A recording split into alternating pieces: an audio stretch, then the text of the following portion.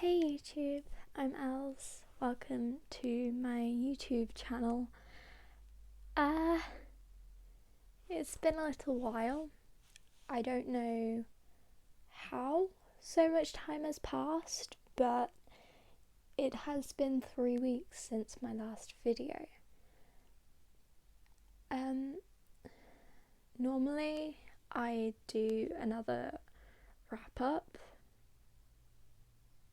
at this sort of point, but I've sort of been going through an everything but reading slump, so I've read around 30 books since then and not been very productive with anything else.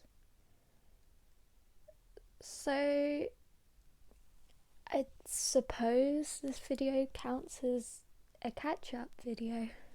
Has no one really noticed my disappearance? Aside for that one subscriber I lost, which I will not talk about because I'm insecure. Lol. But anyways, because of that, I'm not going to be like, oh, don't worry, I'm not leaving YouTube or whatever, but yeah, this is literally just an account where I talk to a camera and about 10 random people watch. I don't know why. But since this is a catch-up video, I feel like I should catch you guys up on some things. I guess. Recently in A-levels, I've been having lots and lots of tests because we've just gone back to school.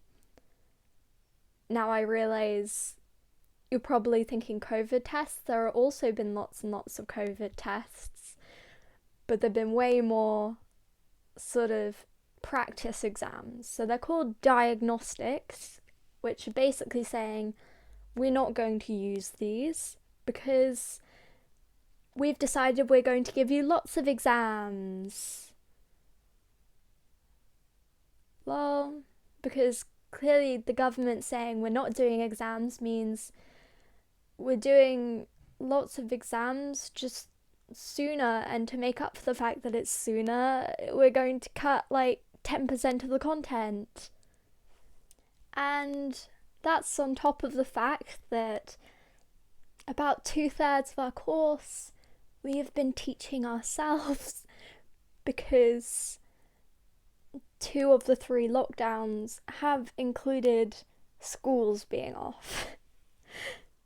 So, as I am an individual with poor mental health, you can tell why I've been quite overwhelmed and have done literally nothing with my time except revise, do tests, both exam tests and COVID tests, and read a crazy huge amount. And that's literally all I've been doing for the past 3 weeks.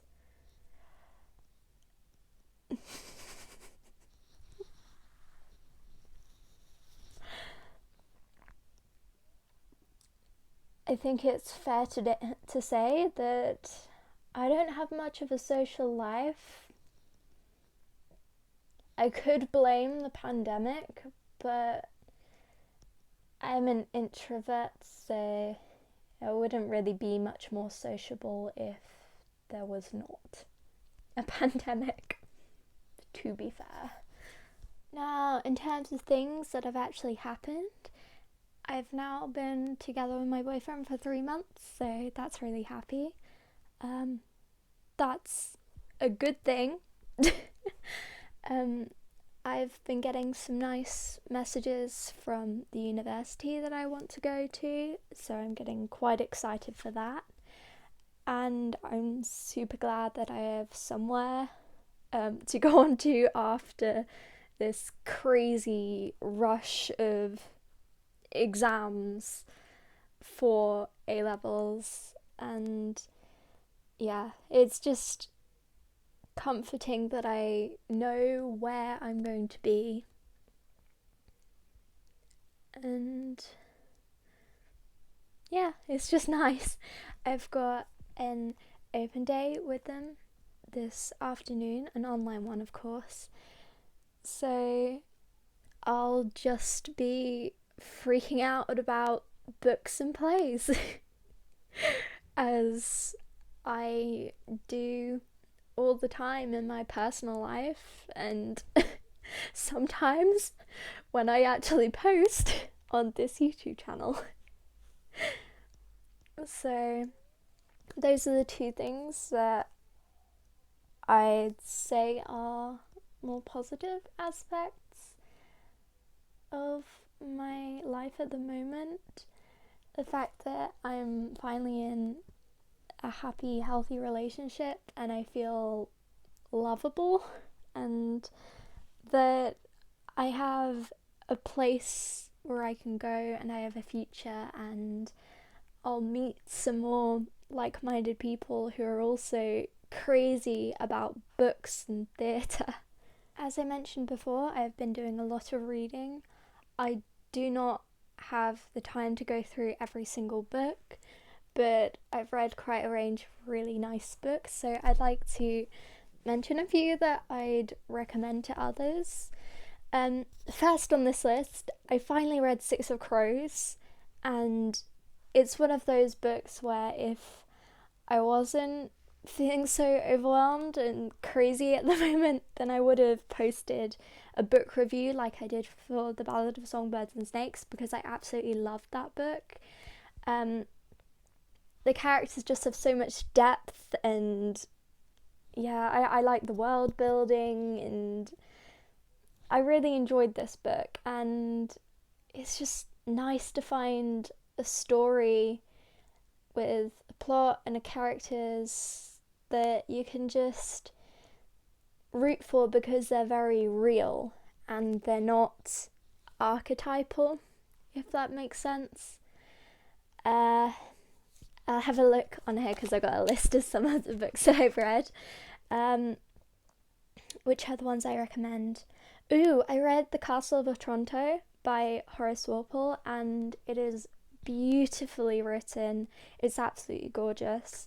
It's quite a lot shorter than I thought it would be. It's more of a novella than a novel, actually, but it's said to be sort of a precursor to the later Gothic genre, which, if you've seen my previous videos, you'll know that I'm a crazy huge fan of books from that genre, particularly in the Victorian era. That's my favourite sort of genre for the Victorian sort of era of writing.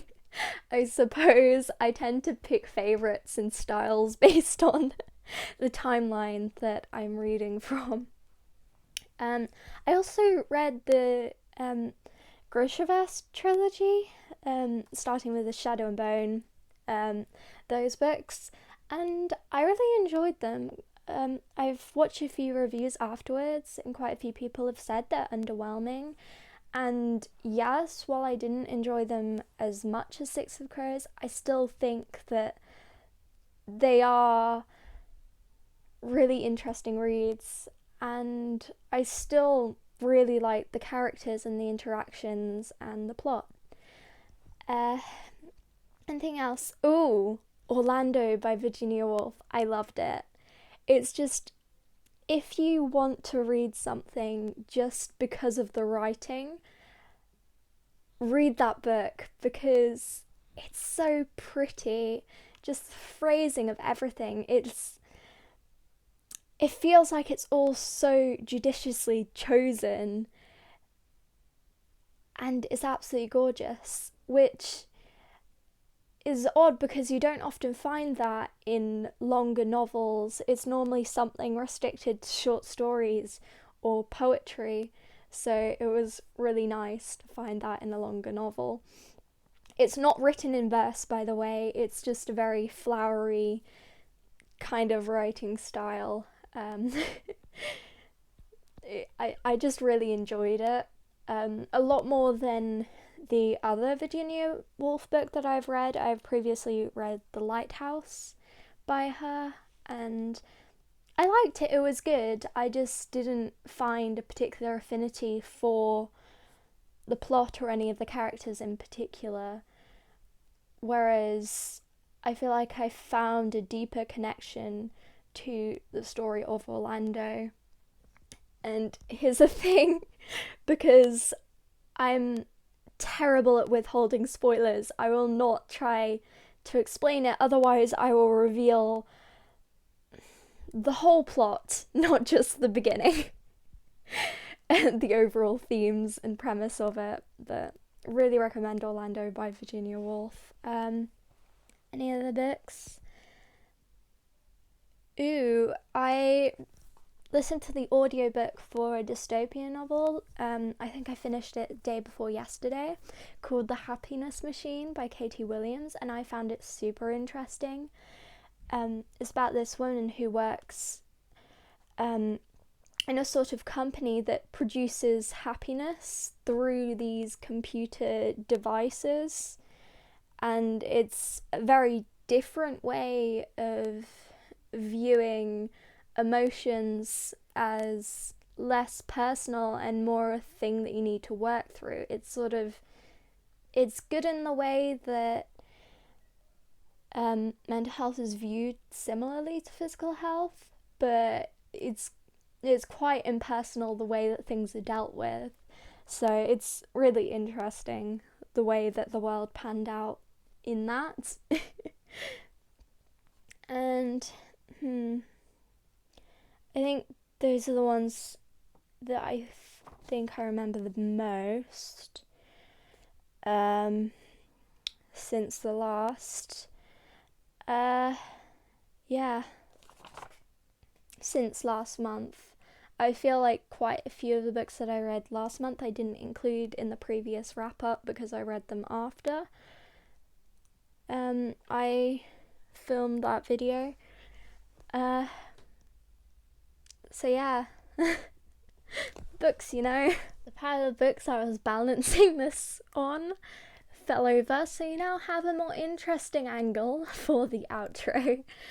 But I hope that you liked this video, and I'll probably see you around for another video soon. And I hope you have a nice day. Blessed be and all that jazz. Bye.